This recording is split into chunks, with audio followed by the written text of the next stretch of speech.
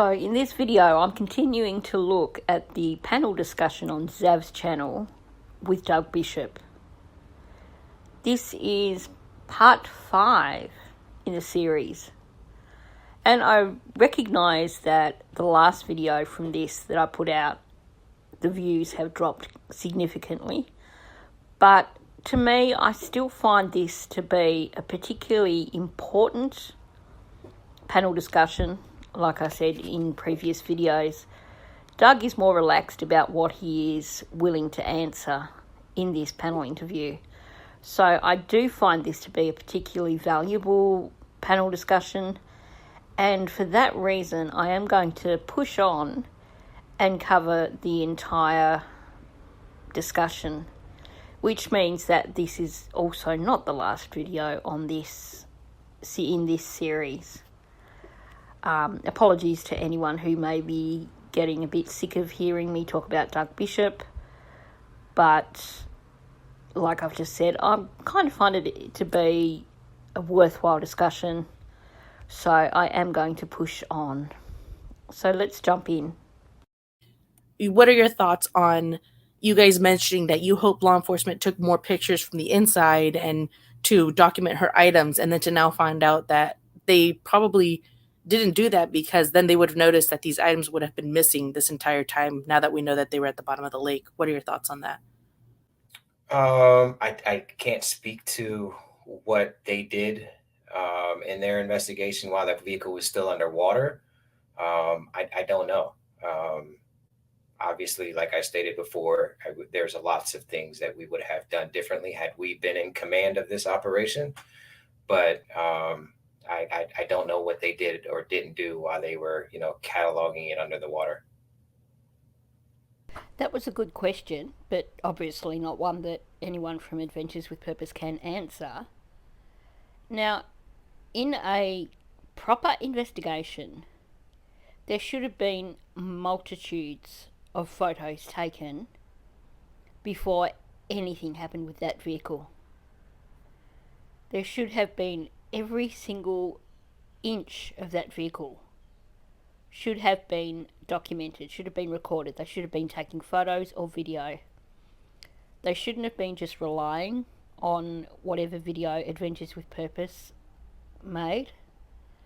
But protocol should have meant that they started from the very front of that vehicle, and while it was right there in position underwater, they should have photographed or videoed every single part of that vehicle before they moved it.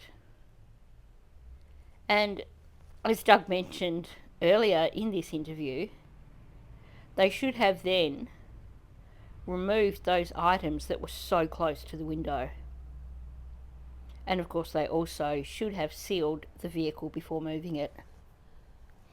And going on with that, every step of the way should have been recorded. This is something that Barbara Butcher talked about in one of her interviews with Judy Ron. From the moment they started moving that vehicle, it should have been recorded, so that the whole thing, up until the point when it was loaded on that truck, should have been documented. And we know that they didn't do that. And Doug makes a really good point. Had they adequately documented what was in that vehicle, then they would have known that they'd missed items. It wasn't the very next day that Checkett went diving and found those items. It was actually some time later that he found those items, meaning that they had adequate time, had they adequately documented what was in the vehicle, they had adequate time to realise that they were missing items and to send divers back looking for them. And for that matter, even if they hadn't done the right thing and documented things for themselves, why didn't they watch the video that was taken by Adventures with Purpose? Because in that video, those items are so very clear. So there's a definite failing there by law enforcement. And while Doug has said, yeah, we don't know what they did, we can make some guesses as to what they didn't do based on the fact that those items were left there and there was no attempt to go back and find them. Now, one thing that I've never really looked into is how long between when law enforcement arrived and when divers went down to that vehicle and when that vehicle started being pulled out. Because it'd be interesting to know how much time was spent down underwater with that vehicle before they started moving it. Was that time only spent hooking it up to cables to pull it out? Or did they take some footage while they were underwater? Because if they did take some footage while they were underwater, they certainly didn't look at it later on. Have you seen any more footage than we have of the party? No, no, no. The lack of information that's out there, whatever's out there, the FBI and CHP have. You got to understand you're dealing with a party that had upwards of, at a certain times, over the entire night, 400 kids. These are juveniles. This is information that is, really private, and to protect, to protect them, there's not going to be hardly any ever shown to the public other than what those children decide to release on, Reddit or any other type of forum. But these most of these kids weren't allowed to cooperate because this is a senior send off party, and their parents and guardians did not want their names attached to this case, which is understandable. It just doesn't help the investigation at all. Now, Doug makes a really good point here that I think we all have missed. And that is that talking about the number of kids, as in 400 kids or something, that was over the span of the evening. So it doesn't necessarily mean that there were 400 kids there all together at one time. We've heard accounts that kids came and went through the night. Vehicles came and went through the night. So perhaps with people, speculating, well, how can you fit 400 kids all there in one time? Perhaps it's because it didn't happen that way. So, that could also mean that it could be difficult to give accurate numbers for the party, because if kids are coming and going, then you're going by the accounts given by different kids at different times, which would certainly make it extremely hard to give accurate numbers of how many kids were there. Now, when he started talking about the kids not being allowed to give footage and that was to protect the kids, and that the only footage that was going to come out would be what the kids chose to put out themselves, initially I thought he was talking about law enforcement wanting to protect the kids, because clearly this is one area of the investigation where Adventures with Purpose were not given any information or shown anything. But then he goes on to talk about the parents not wanting their kids to have their names attached to the case, and that the kids weren't allowed to cooperate for that reason. So I think there's probably two issues here. I think that the reason that any footage that has been gained by law enforcement has not been publicly shown is because they are protecting minors. We know that there were minors at that party. So chances are that footage, for example, they talked about having footage of Kylie in that white hoodie. So how do we know that the reason that we haven't seen that footage is because there are other minors there in that footage? So I think that's important to remember, that perhaps the reason why footage has been kept so close is to avoid showing minors to the public. And don't forget too, by the time law enforcement were announcing that they had that video footage of Kylie wearing the white hoodie, this case had become huge. So it probably was, at that point in time, a major issue in terms of wanting to protect identities and wanting to protect these kids from having the public going after them. But then we do know that there were adults that were preventing children from coming forward and cooperating with law enforcement. So I think there's two sides to this. I think there are videos that may not have been shared with law enforcement, information that may not have been shared with law enforcement because they were asking for more footage. But at the same time, I think that the reason we've never seen any footage out of what was given to law enforcement is because there were minors involved and therefore they could not share that footage. So Teresa, I think somebody wants to come up and ask a couple questions if you don't mind. A couple more questions, Doug, or is that okay? Yeah, no, Okay. I ask away. If I Okay. can answer it, I'll answer it. If I can't, I can't. Okay. I have no problem helping you guys. We're all in it for the same purpose. We just want to help find answers, and it just sucks right now. I'm just going to say, it sucks for Kylie's family because, this is overshadowing a lot of things, and none of us are doing it intentionally. It's just, there's answers that aren't produced, and until this is closed, unfortunately, this is just, it's just a necessary evil, unfortunately. So he says we're all in this together trying to find answers, and he says this is a necessary evil. But at the same time, every single member of that team from Adventures with Purpose shut down and have not continued to talk about Kylie's case. And as you know, as the interviews went on, in later panels, they were essentially debunking some of these things that they had said early on in these early panels when they were being a bit more free with what they said.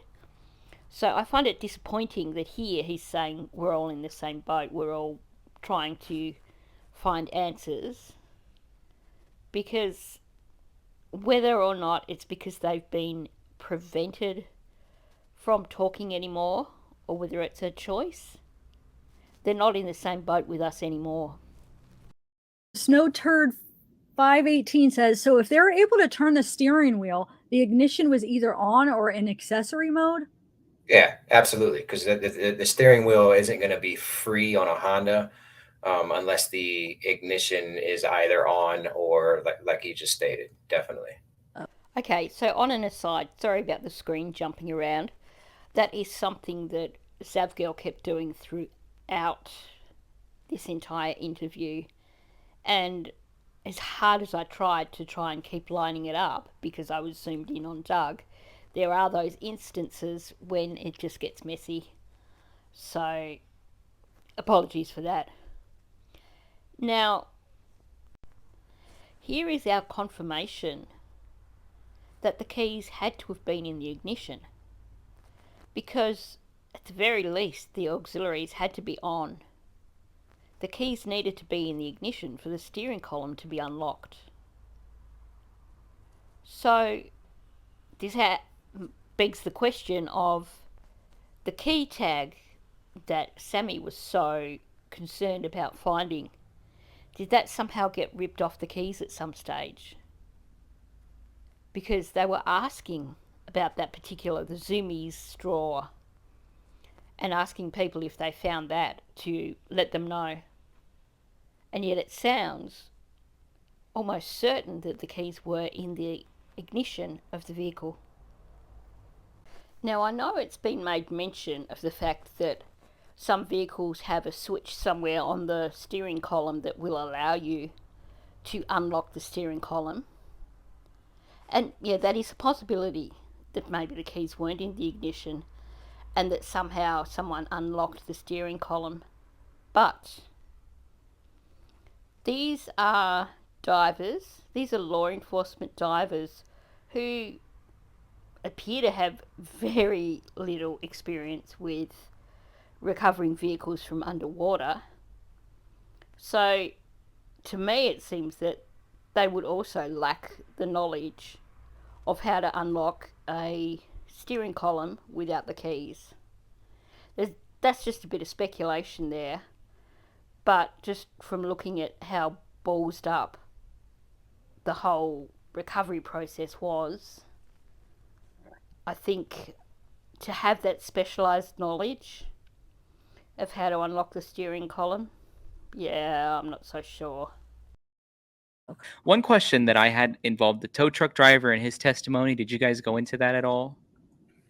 A little, Yeah, but yeah. I'm not sure what Go you ahead, heard- ask away. Okay, I heard, and it was kind of conflicting between something, Doug, I heard you say, and then something that I had heard Jared say, and it caused confusion for me. And I talked about it on my channel. I got really bad feedback. I took my video down, so I apologize to everybody that was upset about that. I did not understand. It felt like one of you guys was saying you had a positive ID on the person that the tow truck driver was mentioning, the male that was possibly with Kylie, and then it felt like you were saying you weren't sure about that. Do you have a positive ID on that person? I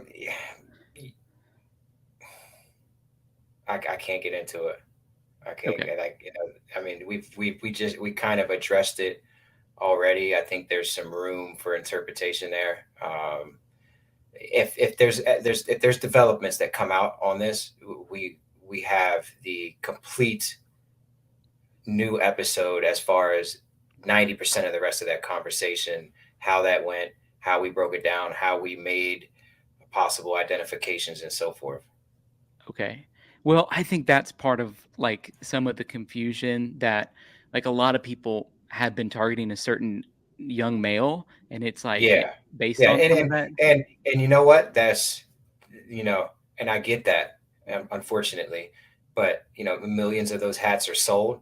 It's a That's what I was very trying to say. Like it's a everybody has those very hats. Yeah. it's a very popular style of hat amongst Yes. that age group. And yeah, I mean, we didn't name names. We went out of our way not to name names and or throw shade unnecessarily, but to also bring our viewers into the integrity of why we did what we did coming into this case. So, first of all, kudos to Tyler for calling them out on that. Because poor Jagger was being targeted after that whole video came out. Now, okay, he may or may not have been the individual, but there's a lot of things that to me say that there was a misidentification when we look at the full Nick interview where Doug pretty much does identify Jagger when he refers to the boy as, this young man who's been in all the media, because what other males were recognised in the media? And we know from having seen the apparent full Nick interview that the reason why Doug did give that long pause when asked, "Have you identified the male?" was because he believed that the male was Jagger, based on the interview that he did with Nick. And he says, "I can't get into that." But then he does point out that there is room for interpretation and that those hats are very, very popular. Now, I just want to once again reiterate, in terms of identification, he showed Nick, Roadside Nick, one photo. He didn't show him an assortment of photos and say, "Can you pick the individual?" So that immediately was essentially leading a witness. So there's no credibility to that in the first place. And also, before even showing him that photo, the description that Nick gave, there's several things there that don't match with Jagger. The hair doesn't match. The skin doesn't match. And to me, the height doesn't match. Because like I mentioned, Kylie was 5'7". She wasn't overly short. Kate was significantly taller than Kylie. And you can see in the interview with Kate and Jagger that Jagger was taller than Kate. So with Roadside Nick saying that he thought this guy was around 6 foot, to me that's too short to be Jagger. I may be wrong, and I know there's going to be people that make their comments below, because there are some people that are convinced either way. So I'm not going to continue to debate that one. I think we've debated that one so much that it's probably something that I'm just going to let rest now. Yeah. And it was confirmed to be her car. As far as I know, yes. The authorities have all of that information, and they're they're dealing with it. Like I stated earlier, we just have to unfortunately be patient for them to finish their investigation. If it was possible to ask one more question of Doug, then my question would be, did he know for certain that law enforcement had all the stuff, all the footage to do with that roadside call out? Or was he making an assumption here? Did someone from law enforcement give him solid confirmation that they had received that footage? Because it seems to me, so they're asking, or Tyler asked him, was that confirmed to be her vehicle? And he's making the presumption here that, well, if it is her vehicle on that footage, then law enforcement have that footage and they can make that assessment. So he's not saying that he confirmed the vehicle, but that law enforcement have the video from the roadside assistance call out, which would allow them to confirm whether it was or wasn't the vehicle. But this one panel discussion seems to me to be the only time this has ever been discussed in terms of law enforcement actually having that video. So definitely I would love to ask Doug if he knows for certain that they have that video, or if it is something that he made an assumption about at that particular time. At the end of the day, they could come out and say that, hey, everything is just an accident, and move on. Unfortunately, we are not going to move on as a public. I think that in this case, it's just too much suspicion involved to accept that. But they'll come out with those answers and either corroborate or refute things, or announce arrests and suspects and so forth. I wish that Doug could speak frankly again and tell us what his genuine belief is now that we're nearly 2 years on. But I have a question for all those creators who covered this case, all those creators who talked about there just being too much suspicion. And that is, do you still believe there is too much suspicion? Or did you just decide that you were convinced by the firecam footage and just forget about all the other things that don't add up? Because I get that as content creators, people have to move on and they have to look at other cases. And I get that so many content creators were bullied away from covering Kylie's case. I mean, even most recently, we've heard certain content creators who have stopped covering Kylie's case because they don't want to get all the content strikes and lose their channel. But of those people, now we know that Jules did a video last week, and bless her for doing that. She said if there's anything more comes out about Ryan or about Kylie's case, I'll be on it. So I don't think she's let go. But I want to know from the other creators who did let go.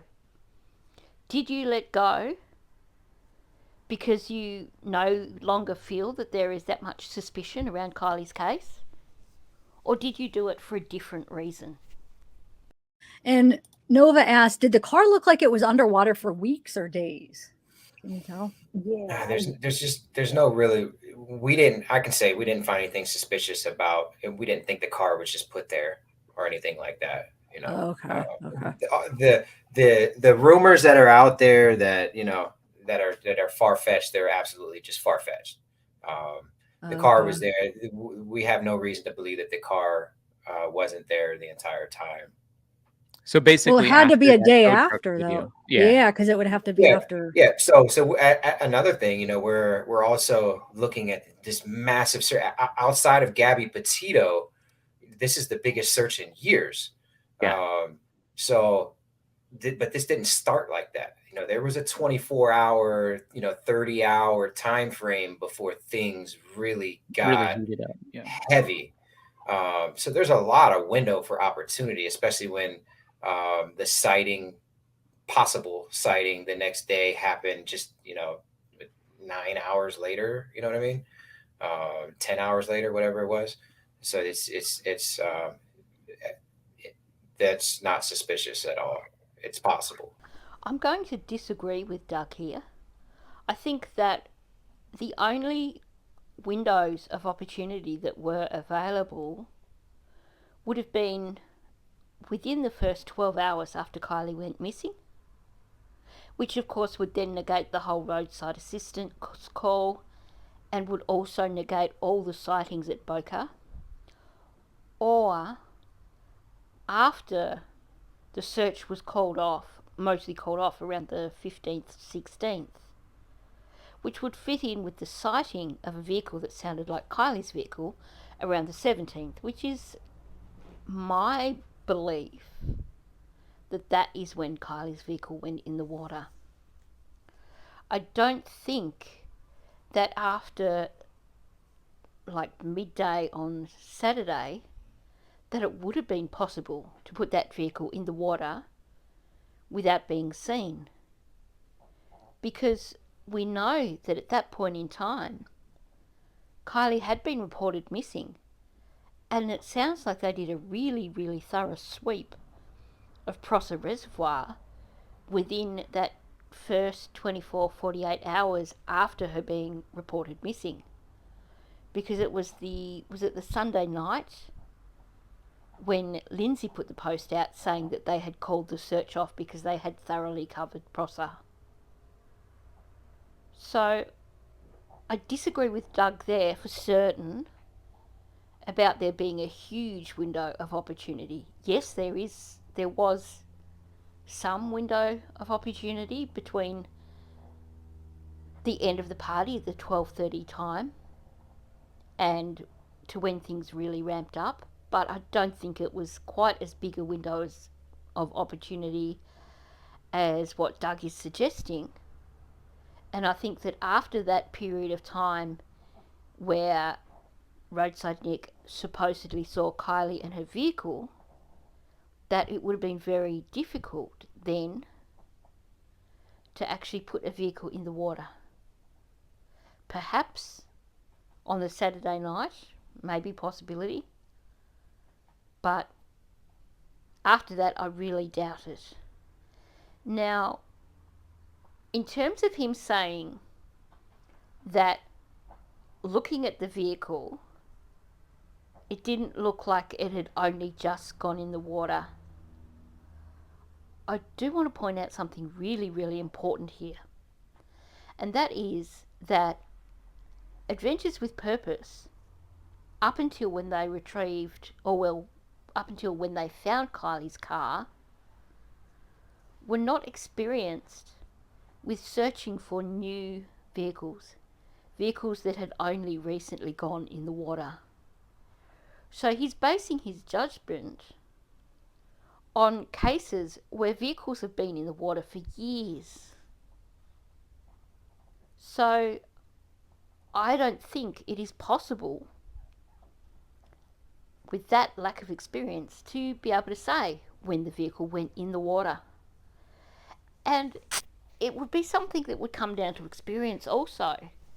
Even if, say, hypothetically, they had come across one instance of a vehicle that had only just gone in the water within a few weeks, there's always going to be a difference, because you have to look at current, you have to look at what the bottom of the area is like if it's a river or a reservoir or whatever. So there are going to be factors that affect how that vehicle appears underwater when you find it, if it's only been underwater for a certain amount of time. That is something that would only come with experience, to be able to say, well, I looked at this vehicle and I think that it was in there for longer than just a couple of days. So what I was just trying to say in a very roundabout way is that Adventures with Purpose lack the experience to be able to judge how long that vehicle had been in the water for. It's a reservoir, so the currents aren't strong underwater. So you don't know how quickly or how slowly build-up would occur with that vehicle. So Elizabeth Lander asked, what was the temperature of the water that day, at least when you guys were in there? I believe it was about 80 degrees. Very warm. Wow, okay. I did hear that. 80. I didn't And expect it to be that warm. if you look back at our episode, in the sonar reading, it'll show you the temperature as well as the depth and so forth. Okay. So in actual fact, the water temperature was confirmed at around 70 degrees, I believe. But it certainly wasn't 80. It wasn't close to 80. I know that for a fact. Nick, the roadside assistance guy, he talked about how they were the man or the girl and the boy were walking around the car and they'd stay on opposite sides. Did he happen to say who would move first? Like, did the young man walk over to the girl and she would walk away from him? Or did, she move and he went over to cover where she was standing? I don't think that was conveyed, other than his interpretation of the behavior was she was uncomfortable with him. Now, is that just his young innocence, unable to interpret what was going on? I don't know, but he conveyed that it was more she may have just been uncomfortable with the guy that was there. So she was probably moving first, or he was probably moving first towards her. She was uncomfortable, so she would walk a different direction. I think that's accurate to say, yeah.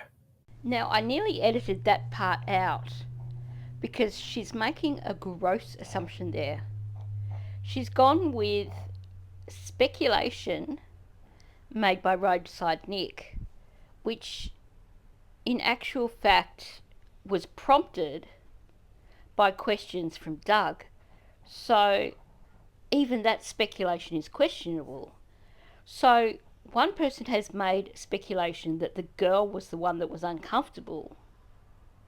She's then made the gross assumption that the girl must have been moving away from the guy, and that this means that there was something suspicious going on between the girl and the guy, and that there was something bad about the guy. And this puts a whole new interpretation on what was happening on that roadside assistance call, if that did in fact occur.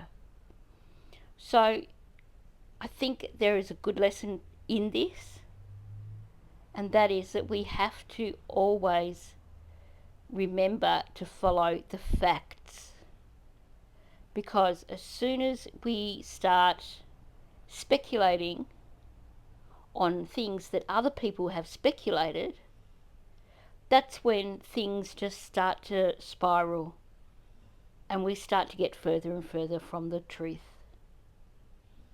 All we know is that this roadside assistance call, apparently those two people were apparently on edge, according to Nick.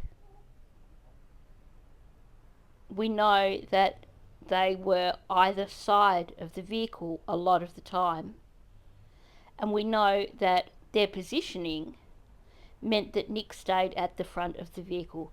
They're the things that we know as being factual.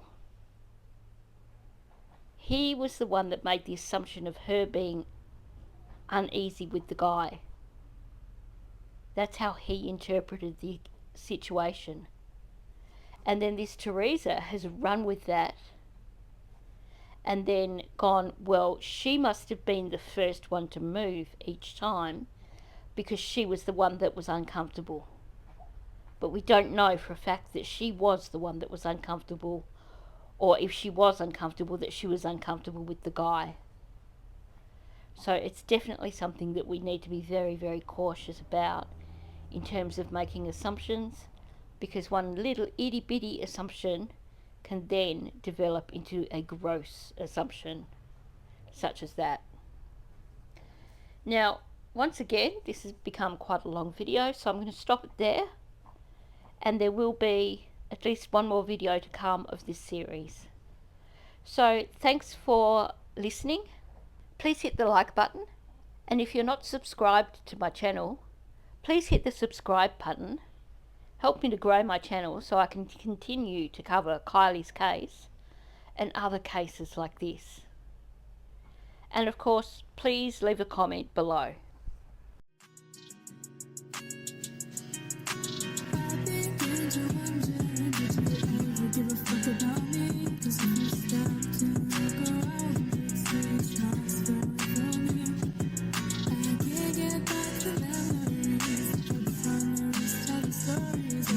Sometimes